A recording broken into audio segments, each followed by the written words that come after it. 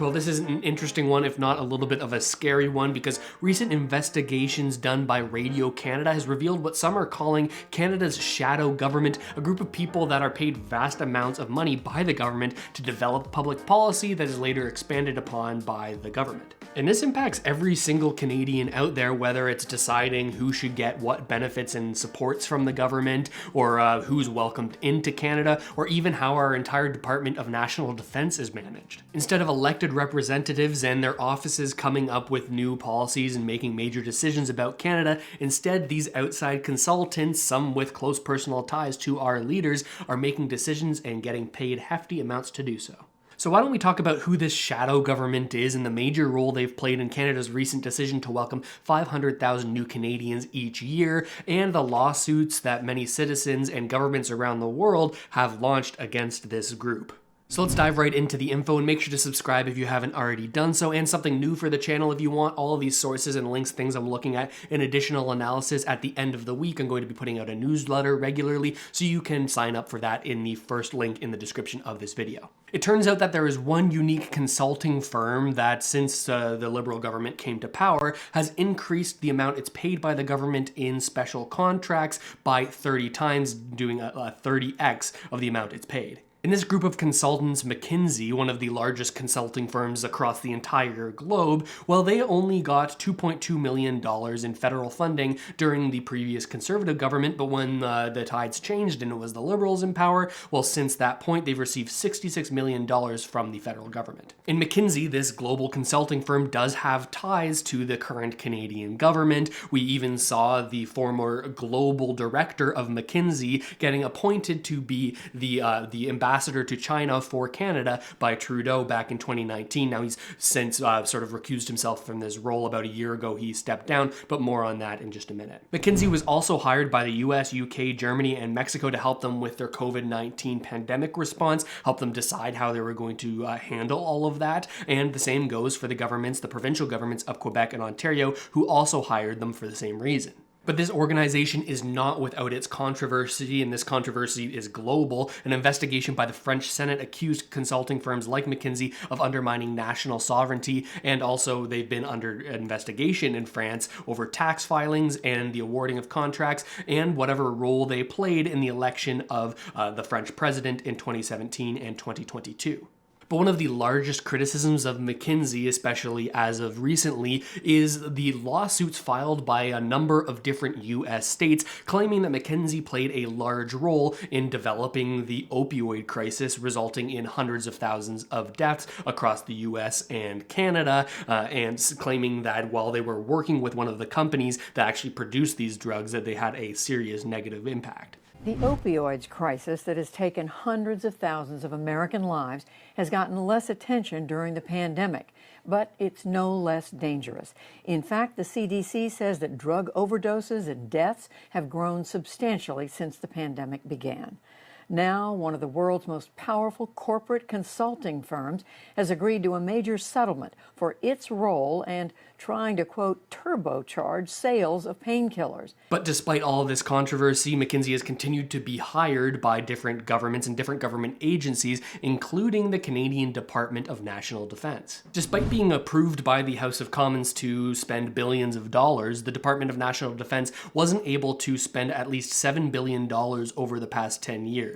And some people have found this frustrating, claiming that Canada needs to actually act on its existing defense policy instead of just reviewing it repeatedly and doing nothing. Then you reconcile that with the fact that the Department of National Defence has also paid McKinsey several $1 million for leadership development and consulting over the past number of years. But a few $1 million in consulting contracts for the Department of National Defence is, well, peanuts when you look at the one area of government that has actually given McKinsey 44% of all of its government contracts, and that is the IRCC, which is Immigration, Refugees, and Citizenship Canada. Man, I can't talk today. Since 2015, McKinsey has been paid $24.5 million to help Canada draft its immigration policy, including their recent decision to open up the doors to 500,000 new Canadians every single year for the next 3 years. But high-level officials within this immigration government agency has taken issue with this, frustrated that McKinsey were the ones making the decisions instead of the people that this government agency actually hired to do the work. When these workers at Immigration Canada were asked about their experience working with McKinsey in drafting this new policy, they said it was completely opaque. We asked to collaborate, to share ideas, but it didn't work. McKinsey was an idea from the government. The policy was decided for civil servants. It causes a lot of operational instability. They go on to say these people, these firms forget the public interest. They're not interested in it. They're not accountable. These Immigration Canada officials who this article said had major roles in drafting this policy go on to say we had a few presentations on very generic, completely vapid stuff. They arrived with nice colors, nice presentations, and said they would revolutionize everything. In the end, we don't have any idea what they did, just saying that it was nice marketing, but it isn't science. According to managers and politicians, everything that comes from the outside, these consultancy agencies, is always better even if we had enough resources internally. McKinsey always says that they have great expertise, but it doesn't make sense because we have expertise inside of the IRCC and we're completely pushed aside. So if McKinsey Consulting had such a large role when it comes to influencing Canada's immigration policy, what do you think that they said? Well, you can actually follow the breadcrumbs all the way back to Dominic Barton, the guy we talked about before. He was Canada's former ambassador to China, but also the former global director of McKinsey Consulting. To China, Dominic Barton will be stepping down at the end of the year. He was controversial, sir, as you know, his close ties to China as a business person, urging Canada to build closer ties to China, even as much of the world was saying that there's a genocide going on against the Uyghurs, the crackdown on Hong Kong, the crackdown on Tibet, the two Michaels, among other issues, and now, of course, the disappearance of tennis star Peng Shuai. And some people looked at your transition there and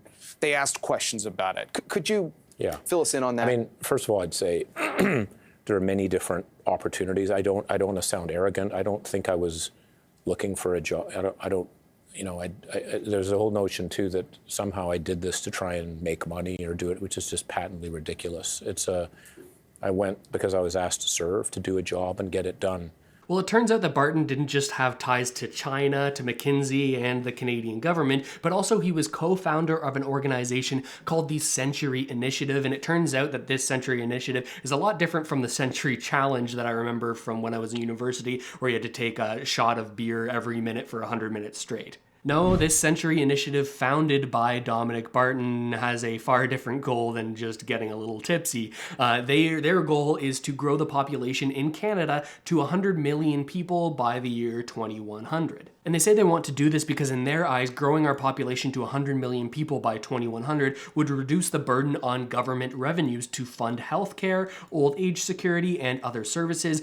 It would also mean more skilled workers, innovation, and dynamism in the Canadian economy. So they want to bring more people into Canada to help the Canadian economy. And it sort of goes along this theory that I've talked about on the channel before, that the Canadian Canadian population is one of the biggest population Ponzi schemes when you look at it in this way.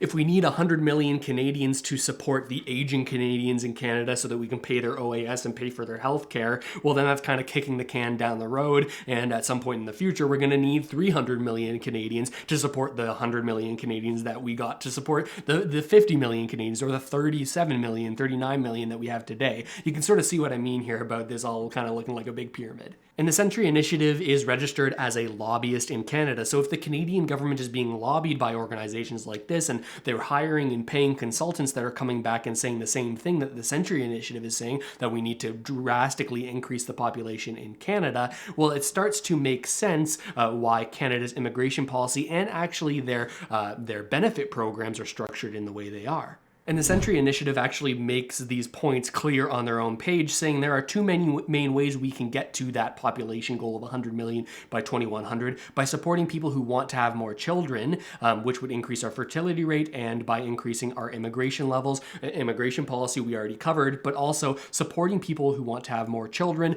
Over the past number of years, if you've been paying attention, you can see that the Canadian government is pivoting to supporting families more and more with benefits like the Canada Child Benefit, where you get direct month or quarterly payments for every single child that you have and that you bring into your family. So to summarize, and let me read my notes for this because it's a doozy, we have an organization receiving $66 million from the government, previously led by the same man who Trudeau appointed as ambassador to China, and when the government was consulted by this organization on their immigration policy, they received an opinion that exactly lines up with the message of the lobbyist organization started by the same person who was appointed Chinese ambassador and head of the consultancy. Man, at this point, I don't even really know what the main takeaway from all of this is. Perhaps it's that there's far more behind-the-scenes power brokering than we're aware of, and that tight personal ties with the government officials can lead to you increasing the amount of money you and your business make from the government. But this likely isn't news to you, but at the very least, I think it's something worth pointing out and talking about. And I'm curious what you think about all of this. Let me know down in the comments. I read absolutely every single one. I try to get back to as many as I can. And like I mentioned at the beginning of the video, if you click the first link in the description, you can sign up for the email list where you'll be sent all of the sources, all the resources I use to make this video at the end of each week. But with all of that said, thanks so much for watching, everybody. I really hope this video helped you out at least a little bit, and I'll see you next time.